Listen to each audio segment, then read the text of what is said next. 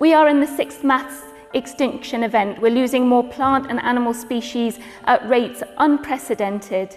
We are facing a health crisis. More and more people are spending their last decade of life in ill health.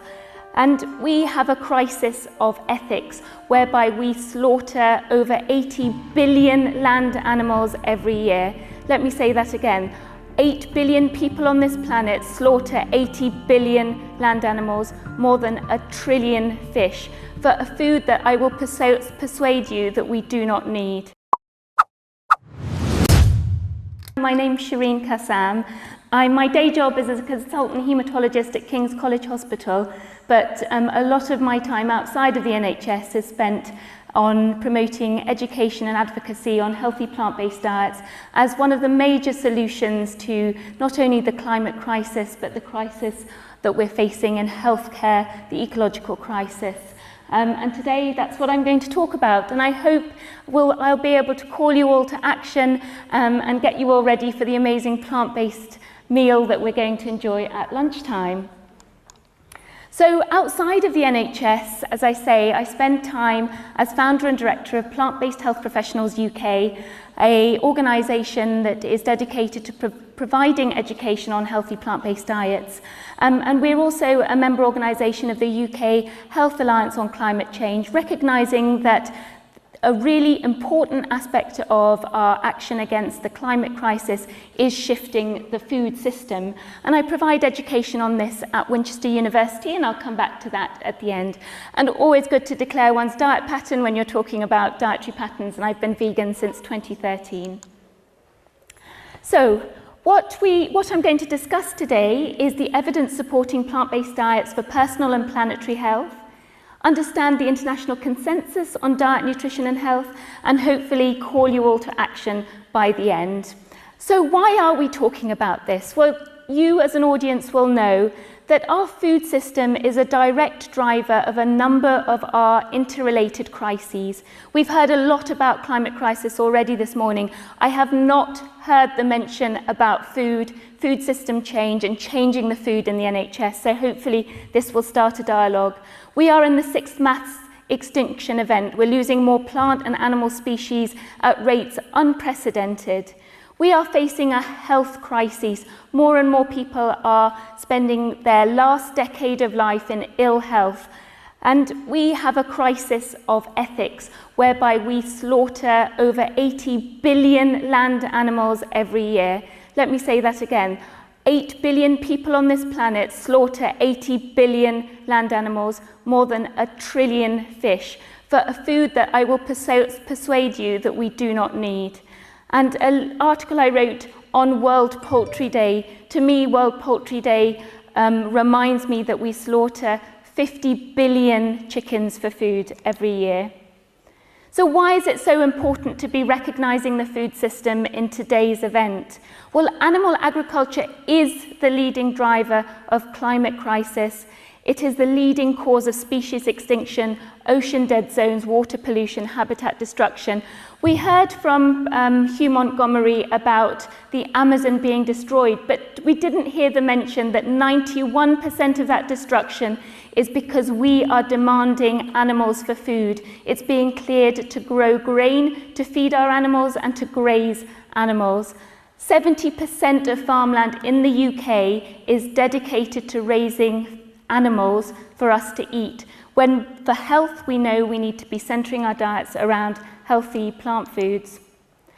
And this shows it again. You can see in the graph on the right hand side that the x-axis shows the carbon emissions from the food that we eat, and at the top is listed all of the animal products. At the bottom, the lowest environmental impact is every single plant food you can think of. Regardless of the way we produce it, how we transport it, every choice you make to consume a plant-based product has significantly less carbon footprint than any single animal food, regardless of how you produce and transport it. However, as I say, most of our resources are going to raising animals for food, yet on a global level, this animal food only supplies us with 18% of calories and 37% of protein. So something is very wrong. And we cannot spend this day without mentioning the associated crisis of antibiotic resistance. This paper published just earlier this year shows that the trajectory is completely in the wrong direction.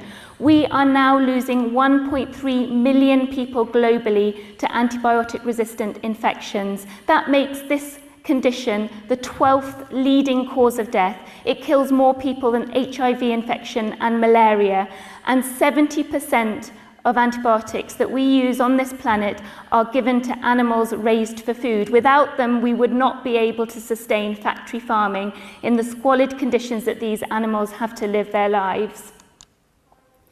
And we've heard about the IPCC report. The Working Group 2 report just published is all doom and gloom. We have less than a decade to change the trajectory. However, it puts the food system centre of the plans to change this trajectory. The single most impactful action we can all take as individuals is to change the food we eat. In the report, it states, reduction of excess meat consumption is among the most effective measures to mitigate greenhouse gas emissions, with a high potential for environmental health, food security, biodiversity, and animal welfare co-benefits. And again, we want to stay within now probably the target of less than 2 degrees centigrade of warming. However, this paper in Science from 2000, 2 years ago, clearly states that without changing the food system, we cannot meet any of these targets. Even if fossil fuels emissions were eliminated immediately, emissions from the global food system alone would make it impossible to limit warming to 1.5 degrees and difficult enough to realise the target of 2%. We have to change the way we produce food. But as health professionals, we are looking after people with chronic ill health. Much of that is preventable. And we are at a state now, according to the Global Nutrition Report of 2021, where our global food system is responsible for 1 in 4 deaths. That's 1 in 4 deaths that occur globally. And in Europe, 31% of deaths are due to an unhealthy diet. And in addition, as we've heard, the food system is creating 35% of all greenhouse gas emissions. More than 50% of that comes from raising and consuming animals for food. Back in 2019, we had an in-depth analysis from the Global Burden of Disease Study Group looking at dietary risk factors from 195 regions around the world. At that time, only 1 in 4 deaths, premature deaths, were caused by an unhealthy diet. And that has only got worse. But in-depth detail showed us that the key dietary risk factors were diets high in sodium, which is of course a reflection of our reliance on pre-prepared and packaged foods, and in the UK more than 50% of what we put into our shopping basket is classified as ultra-processed food. But second and third and fourth and fifth to that is the fact that we are not consuming enough healthy plant foods. That's whole grains, fruits, nuts and seeds, legumes and vegetables. And this is leading to excess death and chronic illness from cardiovascular disease, type 2 diabetes and cancer. And this problem has been further highlighted during the pandemic. It was quite clear that people with underlying health conditions fared worse and had a much higher risk of dying from the pandemic virus. On the left-hand side is the report from the 17 million GP health records analysed by the Open Safely study that showed that in the first wave, 90% of people who died from COVID-19 had an underlying health condition. On the right-hand side, you can see an analysis from the US, 1 million people admitted to hospital for COVID-19. 60% of those admissions could have been prevented if these individuals did not have 4 conditions: hypertension, heart failure, obesity, and type 2 diabetes. These conditions are eminently preventable through a diet and lifestyle approach. So what is a healthy diet for humans and for the planet? Well, the work has been done for us. 2019, the Eat Lancet Commission published their planetary health plate. They brought together 37 scientists from 16 countries around the world to devise a diet that not only was healthy for us, but would keep the food system within planetary boundaries, boundaries that we've already breached. And here it is. You can see that half the plate is dedicated to fruits and vegetables, around a quarter whole grains, The green here is plant-derived protein. There's unsaturated fatty acids from plant sources, limited sugar. And then you can see here that a small portion is giving you an allowance to continue eating animal foods. But it clearly says we do not need animal products in the diet to make it healthy. Certainly for sustainability, we should eliminate all animal products if we can. But if you choose to continue to eat, it should be less than 13.5% of your energy or calories on a daily basis. This amounts on the right-hand side to 1 portion of red meat, less than 100 grams, 2 portions of poultry, and around 3 eggs per week. And this is put into a graphical form here using data from the most extensive analysis, farm-to-fork analysis of the environmental impact of food, published by Joseph Poore in the journal Science in 2018. And you can see encircled in green are the foods that not only promote our personal health, but have the lowest environmental impact. And they are fruits, vegetables, whole grains, beans, nuts and seeds. And we have to remind ourselves that if everyone on this planet ate like people in the UK, we would need 7 planets to feed the world.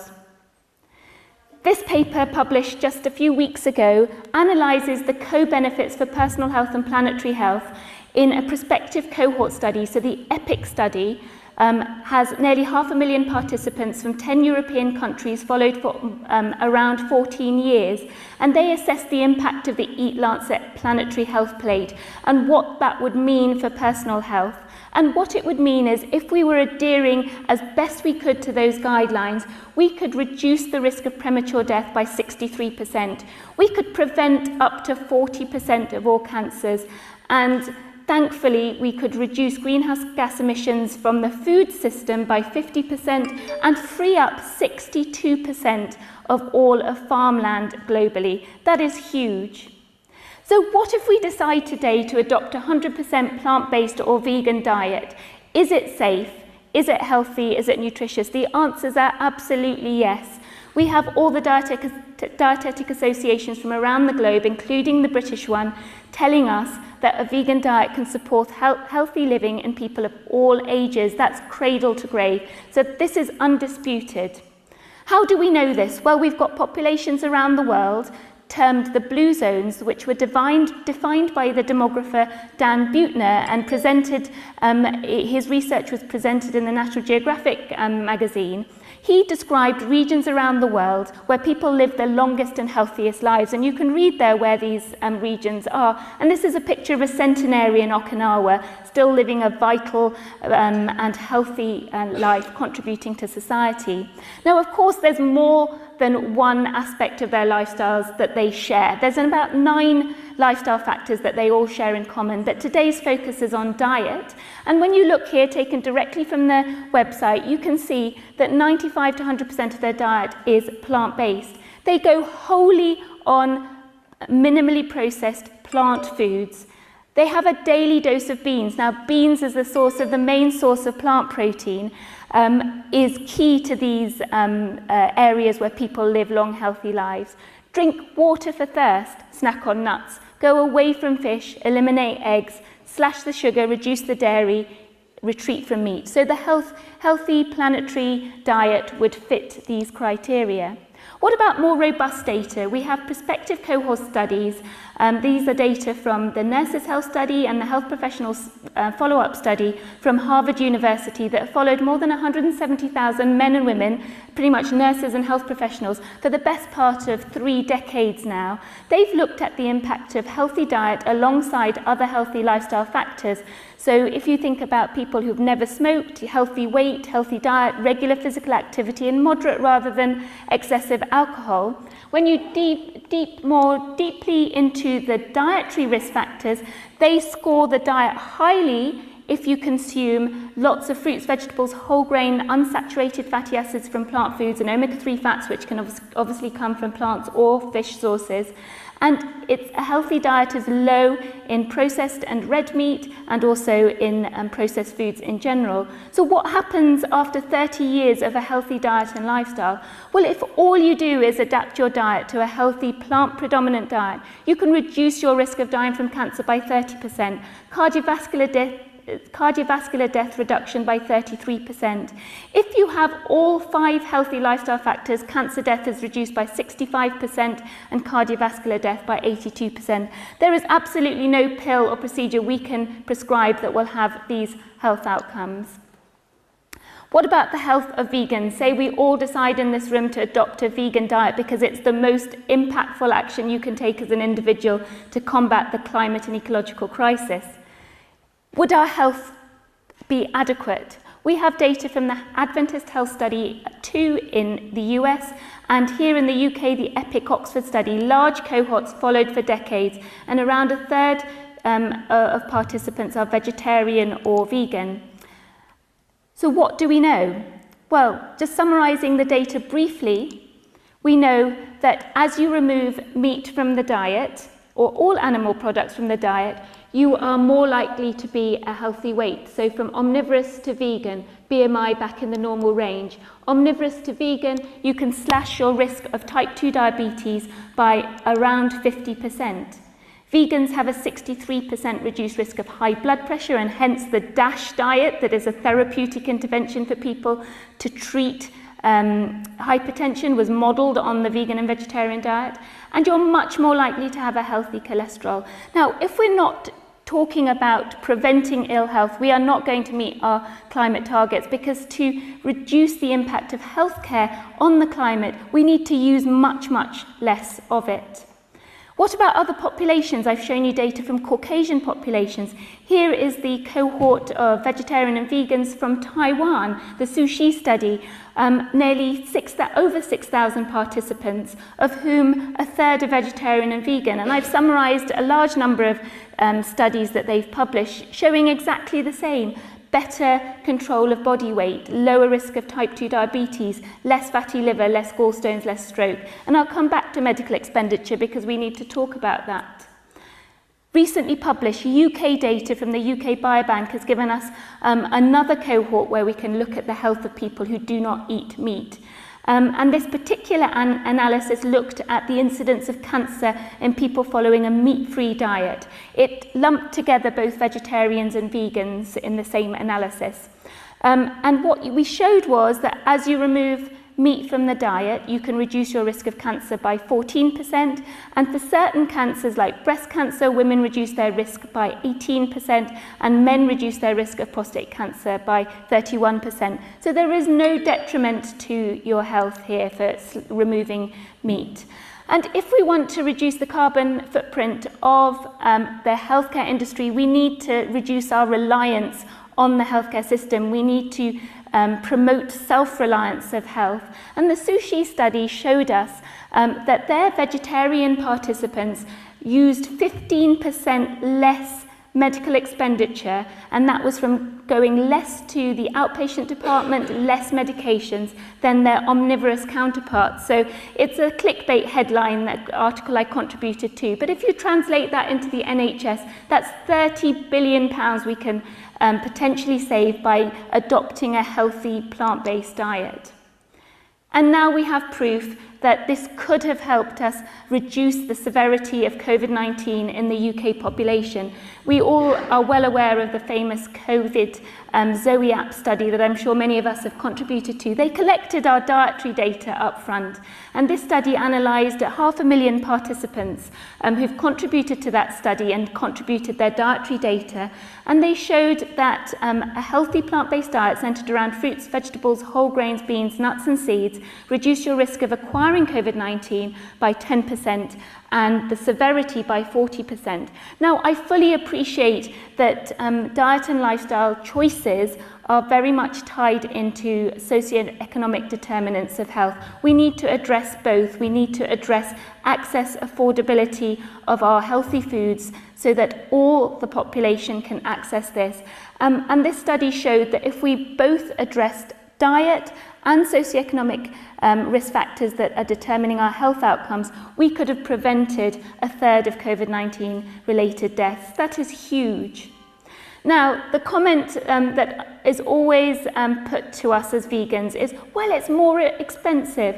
Well, it is absolutely not. And now we've got this study from Marco Springman from the Oxford University, who analysed different types of sustainable diets, whether you call it flexitarian, pescatarian, and he analysed the data from 150 countries using food prices at the time from the World Bank's International Comparison Programme. And in high-income countries like the UK, actually adopting a healthy vegan diet would reduce your food bill by a third. So this narrative has now been debunked. It is not more expensive to eat a healthy plant-based diet in the UK. So what is the international consensus when it comes to health? Can we be promoting this type of eating to our patients to live a longer, healthier life? Well, the answer is absolutely yes. This is embedded in international guidelines. So the American College of Cardiology, that is a chapter of the British Society of Cardiology, has published guidelines in 2019 for the primary prevention of cardiovascular disease. They recommend 2 diet patterns, plant-based or Mediterranean. When it comes to consensus on treatment of type 2 diabetes, all patients should strive to attain and maintain an optimal weight through a primarily plant-based meal plan. What about cancer guidelines and my specialty? Well, yes, absolutely. In green, you can see, eat a diet rich in whole grains, vegetables, fruits and beans. It says limit red and processed meat. I would say eliminate. There is no health or climate argument to support the consumption of red and processed meat. Processed red meat has been classified as a group 1 carcinogen. It is criminal that we still serve this in our hospitals. We need to change this. And what about national dietary guidelines? Well, they are catching up. I always ask my audience to have a look at the the dietary guidelines from Canada and tell me what they do not see there as a food group that we've been so used to seeing in all our guidelines. But what you can see is that it's very similar to the EAT Lancet Planetary Health Plate. Half fruits and vegetables, quarter whole grains, and a quarter protein. And make water your drink of choice. When it comes to protein, it clearly says for the co-benefits for health and the planet, choose plant sources, beans, nuts, seeds, legumes, pulses. The latest guideline that I found was from Denmark. You can read there, eat plant-rich, varied and not too much. And what about the UK? What are we doing? Well, it was great to read the document from the National Food Strategy. It's a really valuable document, actually. If you haven't read it, I would urge you to. Sadly, for me, the recommendations are slightly watered down because actually to meet the requirements of the EAT Lancet Planetary Health Plate, we would have to slash our meat consumption in the UK by 80%. But you can't argue this is the right direction. We need to promote fruit and vegetable consumption. At the moment, our patients, only 28% of UK citizens are consuming 5 portions of fruits and vegetables. The average fibre consumption is 18 grams when we need to be aiming for more than 30 grams. And of course, our reliance on ultra-processed foods is far too much, and that needs to change. And as vegans, we get fed up of hearing that the diet is restrictive and nutrient deficient. It is far from that. You only have had to have adopted a plant-based diet for a few months to know how abundant it is. The fact is that our global diet is restrictive. 60% of global calories come from 4 plant foods. I wonder if anyone knows what they are. Wheat, rice, soya, maize, 60% of calories. That is not a problem with a plant-based diet, it's a problem with global diets, and that needs to change. But this analysis of 141 studies and a meta-analysis looked at the dietary adequacy of different diet patterns. And you can see vegan, vegetarian and meat eaters, and every diet pattern needs to be planned. Doesn't matter how you choose to eat, you need to make sure you're getting your nutrients, and a plant-based diet is no different. Of course, I would be amiss to not mention vitamin B12, not found in animals or plants, and they formed by microorganisms. We need to get that from a supplement if we're following a 100% plant-based diet. But in summary, the authors conclude that as plant-based diets are generally better for health and the environment, public health strategies should facilitate the transition to a balanced diet with more diverse, nutrient-dense plant foods. I could not agree more. And if we are really interested in climate justice, climate health, then we need to think about our food choices as a social justice problem for our fellow humans. None of us grew up with the ambition to be a slaughterhouse worker, yet we expect our fellow humans to slaughter those 80 billion land animals every year. This paper is just one of many in the literature just showing the detrimental effects of slaughterhouse working on the individual, the human that has to do it. And COVID-19 highlighted how meatpacking plants were a real sort of center of COVID-19 outbreaks for reasons that I don't need to explain. But this study highlights once again the mental and physical detrimental effects that this type of work has on, by definition, marginal populations who have absolutely no choice but to turn up to this sort of work every day. Now, you need to invite me back for another talk to talk about the profound health benefits that are up for grabs in treating people with a healthy plant-based diet. But I just thought I would highlight my father's case.